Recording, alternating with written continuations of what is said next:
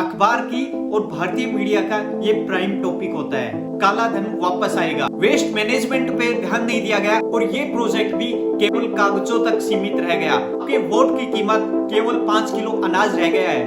अब हमें रोटी कपड़ा मकान तक सीमित नहीं रहना है।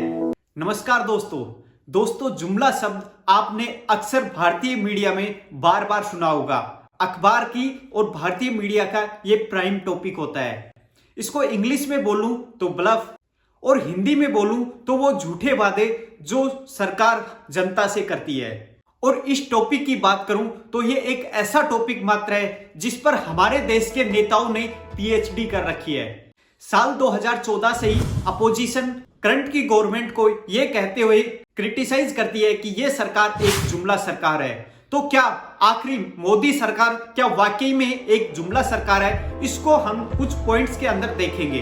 दोस्तों, जब 2014 में एनडीए गवर्नमेंट बनी थी, जब उसके कुछ प्राइम मुद्दे थे जिनका देश पे एक गहरा इंपैक्ट हुआ था, जिनमें से एक था जो चोर लुटेरों के पैसे विदेशी बैंकों में जमा है ना, इतने भी हम रुपये ले आए ना, तो भी हिंदुस्तान के एक एक गरीब आदमी को मुफ्त में 15-20 लाख रुपए। काला धन वापस आएगा, देश में स्मार्ट शहर बनाए जाएंगे, हर घर में जल की व्यवस्था होगी, स्वच्छ भारत जैसे काफी प्राइम मुद्दे थे। और ये मुद्दे ऐसे थे जो एक आम आदमी को कनेक्ट किया कि अब देश में एक सुधार आएगा। लेकिन आज हम बात करें, क्या उन मुद्दों की वैल्यू वही रह गई है? क्या वो वादे जो सरकार ने किए थे वो वाकई में काम हो पाया या फिर वो एक झूठे वादे थे? देखिए, ये जुमला है, ये भाषण देने का एक तरीका है। दोस्तों, 2014 के जब इलेक्शन थे तो हर आम आदमी के मुंह पर एक ही शब्द था, काला धन वापस आएगा, जिसके लिए 8 नवंबर 2016 में सरकार ने 500 और 1000 के नोट को बंद किया, यानी डीमोनेटाइजेशन। आज मध्यरात्रि 8 नवंबर 2016 की रात्रि को 12 बजे से वर्तमान में जारी 500 रुपए और 1000 रुपए के करेंसी नोट लीगल टेंडर नहीं रहेंगे, यानी ये मुद्राएं कानूनन अमान्य होगी। लेकिन ये सरकार का मुंह काला धन वापस लाने के लिए बिल्कुल नाकाम रहा। इनफैक्ट बात करें तो डीमोनेटाइजेशन ने हमारे देश की इकोनॉमी की कमर तोड़ दी। अगला एक अहम मुद्दा था, देश में 100 शहर ऐसे बनाए जाएंगे जिनको नाम दिया जाएगा स्मार्ट सिटी। ऐसे शहर जहां पर प्रॉपर सैनिटाइजेशन हो, सीवर सिस्टम, इलेक्ट्रिसिटी 24 घंटे उपलब्ध हो, अच्छे हॉस्पिटल हो, अच्छे स्कूल हो। और ये वादा भी कुछ हद तक नाकाम रहा। लेकिन इसके फेल होने के कुछ और भी रीजन है। आपस में नेताओं का काम में बाधा डालना, एनवायरमेंट से क्लियरेंस ना मिलना, फॉरेस्ट डिपार्टमेंट से क्लियरेंस ना मिलना।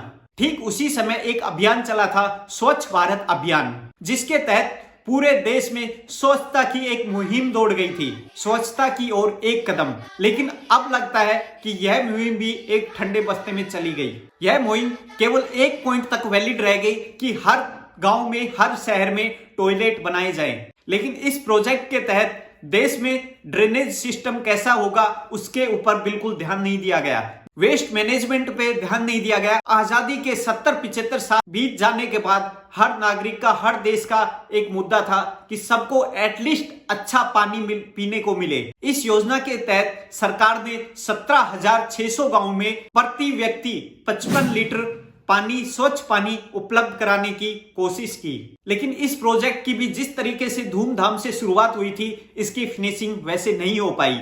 आज भी गांव में औरतें 5 से 6 घंटे अपने समय खराब करती हैं केवल पानी लाने के लिए। वहीं हम नदियों की सफाई के बारे में बात करें, नमामि गंगे जैसे अच्छे प्रोजेक्ट की शुरुआत की गई। नदियों को आपस में कनेक्ट करके एक ड्रीम प्रोजेक्ट बनाया गया ताकि हमारा ट्रांसपोर्टेशन कॉस्ट सस्ता हो सके।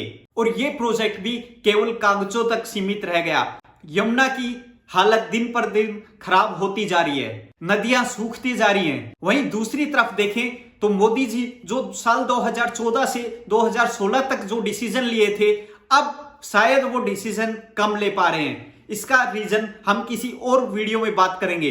देश का जो अहम मुद्दा है बेरोजगारी, उस पर भी स्किल इंडिया जैसे प्रोजेक्ट को बनाया गया, लेकिन स्किल देने के बावजूद भी आज लोग बेरोजगार हैं। आज सरकार बोलती है कि हम 80 करोड़ लोगों को 5 किलो फ्री अनाज देते हैं, तो क्या आपकी कीमत, आपके वोट की कीमत केवल 5 किलो अनाज रह गया है? दोस्तों, किसानों की बात हर सरकार करती है। सरकार ने किसानों के लिए 6,000 रुपए प्रति वर्ष देने का वादा किया, जो अच्छे से पूरा हो भी रहा है। लेकिन दोस्तों, आप खुद बताइए, 6,000 रुपए में एक किसान अच्छी फसल के लिए अपने बीज मात्र नहीं खरीद पाता।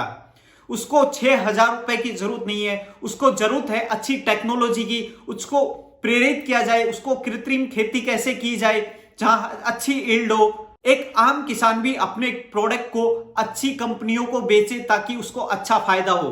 किसानों को ऐसी फसल के लिए प्रेरित किया जाए जो कि विदेशों में एक्सपोर्ट हो।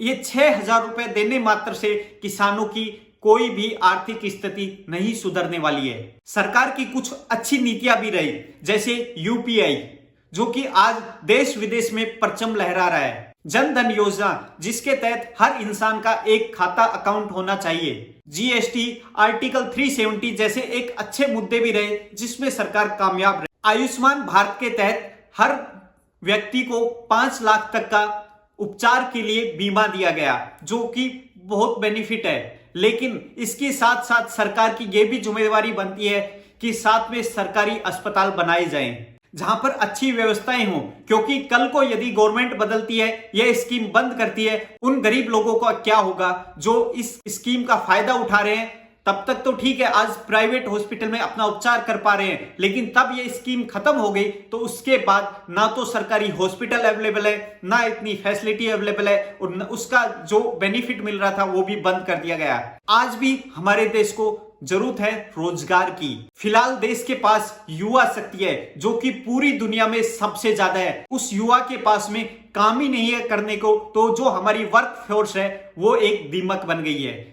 हमारे देश में अच्छे एजुकेशन रिफॉर्म लिए जाए। हमारी आज भी शिक्षा पद्धति वही चल रही है जो आज से 20 साल पहले। अब हमें रोटी कपड़ा मकान तक सीमित नहीं रहना है।